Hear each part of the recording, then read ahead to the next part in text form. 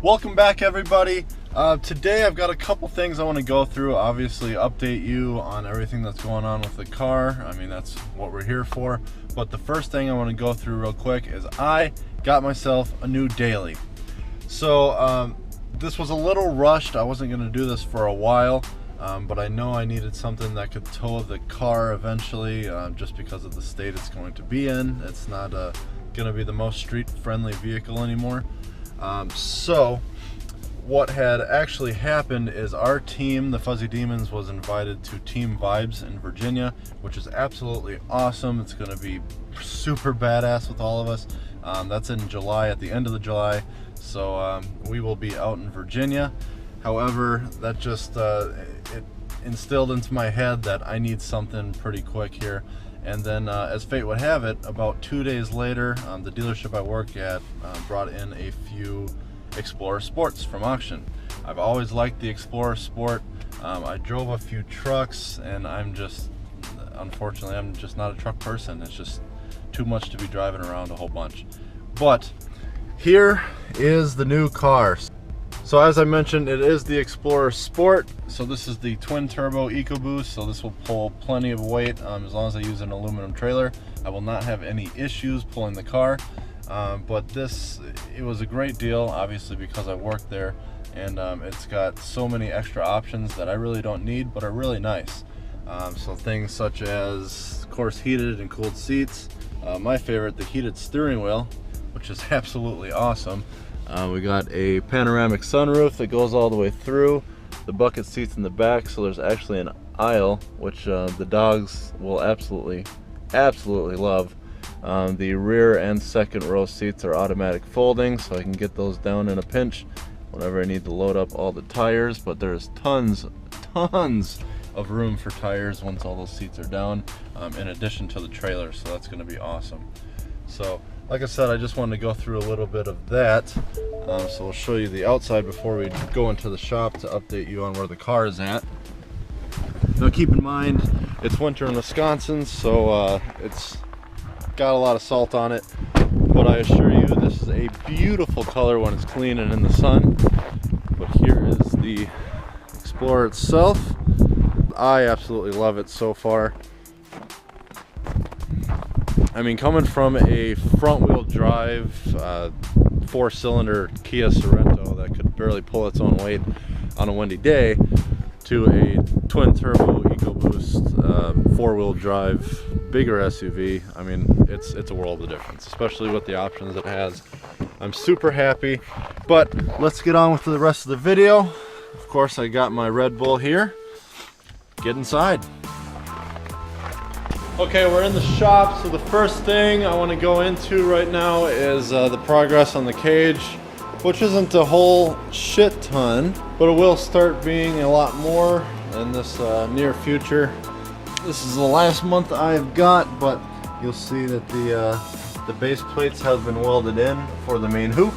The main hoop is all bent up correctly, so this is the second one. They had the bend just for fitment, but this one all sets up very nicely.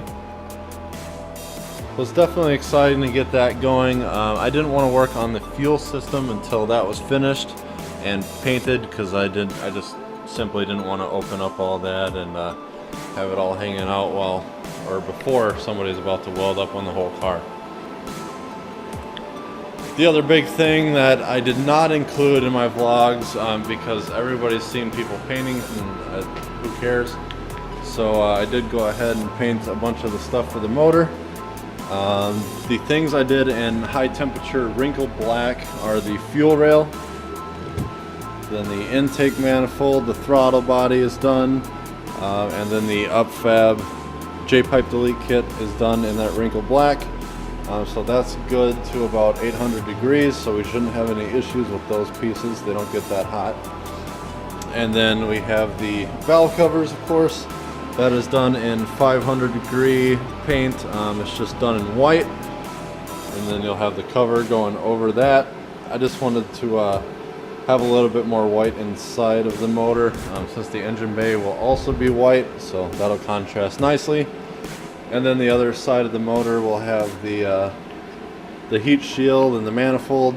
I did the manifold just because I had the paint anyways. Why not? It's out. But that is 2000 degree paint, so we shouldn't have issues there. I know that obviously gets very hot, but I used the proper paint for all those things. I did just spray paint them all myself. I covered all the holes, all the nipples, all that. It's done properly, so no worries. Actually, you know what I'm going to do today is going to be the drive-by-wire delete on that throttle body. So hey, why don't we do that, get that done. That'll kind of wrap up most of the things with the motor, as we've already got this drift motion kit on there as well. You saw in another video. I just got this laid out to keep the valve covers clean, because you got to put the pieces all back in there. So that should catch you guys up on a little bit of what's been going on, but let's get to the rest of the day. So here is the drive-by-wire delete kit for the 1JZ VVTi. The 2JZ is going to be obviously a bit different. Then you have this to set your idle manually. So what we're going to do is take this side off. So this is the throttle cable side. See, that is the one that moves. So you want to take out these 3 screws, and that'll start us off. Be very careful, because these screws do strip very easily. I would break them loose with something else and then unscrew them, but it should come out right after that.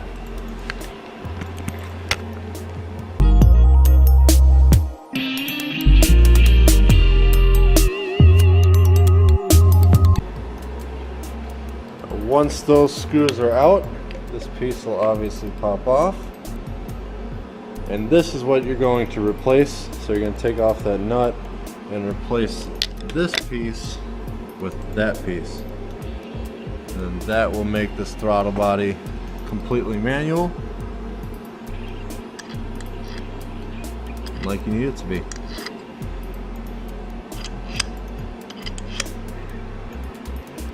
And then this up here, this is where you're going to have that manual idle control set up. So you're going to replace this screw with this screw. When installing the actual delete piece itself, make sure you have the connection towards you on the bottom, and the larger piece is going to go to the left side.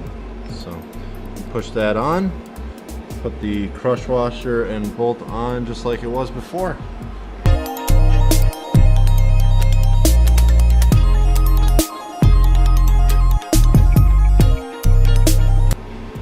Boom! I have actual drive-by cable now.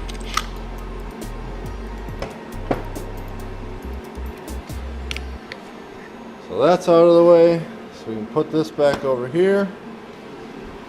Just remember, guys, when you do this delete kit, you need to take off the opposite side. So obviously we put the piece back into this side, okay? Now this side you need to take off.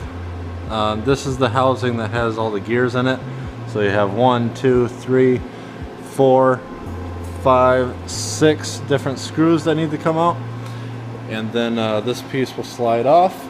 You will have a gear that looks exactly like this. It is the one that is pushing the or protrudes the furthest out. It's going to be right in this space in the middle. So that'll just slide off. Okay, so that'll disconnect the computer from doing anything controlling your throttle at all. It will only be you, because now it has nothing to control. So easy as that, taking that out. And then to put it back on, you have to have this throttle position sensor taken off, because there's simply no way, trust me, we tried every way possible, you can't do it without removing this. So take that off, but before you do remove it, what I did to hopefully avoid having to recalibrate it, doing that is no huge deal, because there is a tutorial on YouTube on how to recalibrate this with a voltmeter. However, you'll see a little mark here that we put on each side. You probably won't see this side, but we did mark it very closely.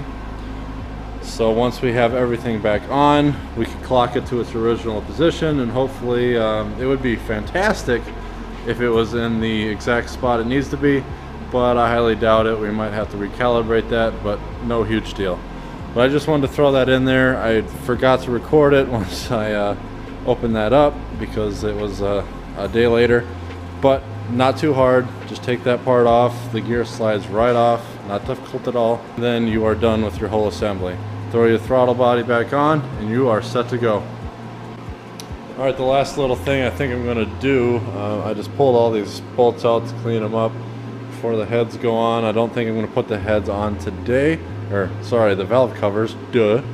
But I'm gonna pull these hooks off that you use to take the motor in and out, and I'm gonna just spray those black just with the high temp paint I use on those, because I mean it's gonna get scratched up when I put it back in, and then that paint's really easy to touch up, so I will just use that. It's the easiest way.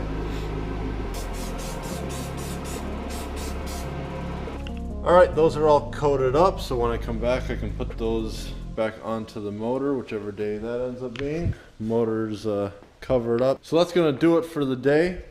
I want to thank you guys as always for liking and subscribing, and if you haven't, make sure you do both. But we'll see you guys in the next video. Bye bye.